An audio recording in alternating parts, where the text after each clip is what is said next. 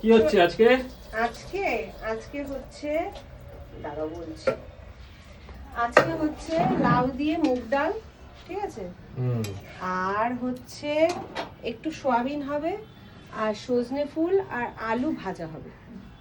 আর ছেলের জন্য সজনে ফুল আলাদা, আলু ভাজা আলাদা না একসাথে? আলু না, সজনে আলু ভাজা একসাথে হবে।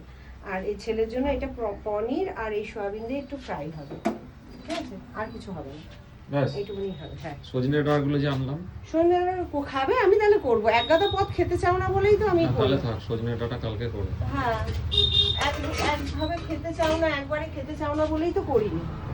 তা এত পদ করলে বলবে এত পদ করেছো, এত পদ কি আমি খাই, এই সেই এইসব করতে থাকবে। ওর জন্যই তো আমি আজকে এটা বাদ দিলাম।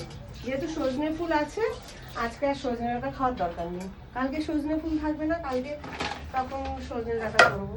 সবকিছু বুঝে শুনে তো করতে হবে, শোনা। বায়না করলেই হবে?